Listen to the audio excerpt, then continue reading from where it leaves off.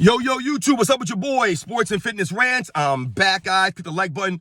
Subscribe to my channel. You know, a couple of days ago, I did a short on Scottie Pippen and how, in my opinion, he's not a top 5 small forward of all time. And it's not even an opinion, guys. It's a fact. Scottie Pippen is not a top 5 small forward of all time. If you do your history, if you do your homework and you look, you will see that Scottie Pippen is somewhere in that maybe 7 to 8 range of small forwards of all time. And that is not a knock on Scottie Pippen.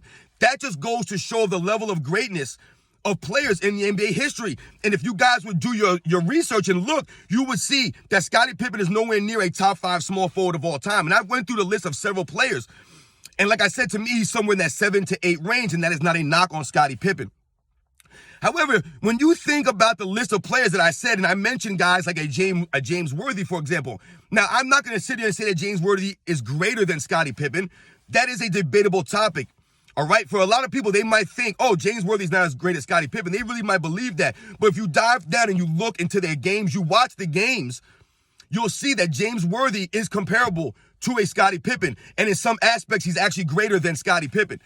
And, you know, for an example, someone like a James Worthy was able to capture a Finals MVP trophy playing alongside guys like Magic Johnson, Kareem Abdul-Jabbar, you know, Michael Cooper.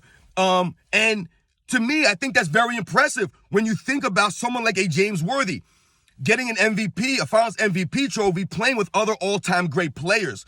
But he was able to have an all-time great performance when the Lakers needed him most in that Game 7, and he was able to capture that Finals MVP. So when you compare someone like a James Worthy to a Scottie Pippen, for example, Scottie Pippen has 6 chances to capture a Finals MVP. Now, we can debate all we want about whether or not they were ever going to give someone other than Michael Jordan the Finals MVP. But I don't even remember watching an NBA Finals that the Bulls played in where I could sit there and actually say, objectively, that Scottie Pippen was the Finals MVP. It was never close, guys. It was never a debate. Now, the only debatable one, maybe, would be 1991. Scottie Pippen had an excellent Finals in 1991. But when you dig down and you watch the game and then you look at the numbers, you can clearly tell that Michael Jordan was by far and away the MVP of those finals. I mean, the numbers he put up, the only non-point guard to average more than 10 assists in a finals. It's amazing what he did. So, once again, guys, Scottie Pippen has 6 opportunities to capture a Finals MVP. If Scottie Pippen was as great as a lot of people try to make him seem like he was, like I said, they'll try to make it seem that Scottie Pippen was a top 3, you know, all-time small forward, or that Scottie Pippen is a top 10 all-time great player, when Scottie Pippen is nowhere near a top 10 all-time great player, guys. So that's part of it. I've also named other guys on that list of small forwards that Scottie Pippen is nowhere near greater than, guys. And it's, like I said, it's not a knock on Scottie Pippen.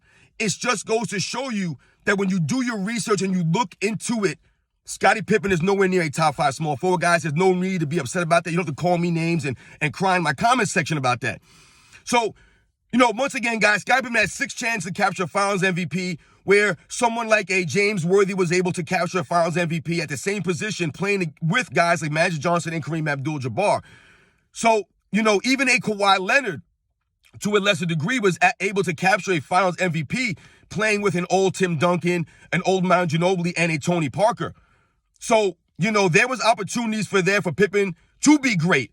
And he just wasn't ever on that level because that's not the kind of player Scottie Pippen was. He was never a player of that level. All right, guys? And that's the point I'm trying to tell you guys.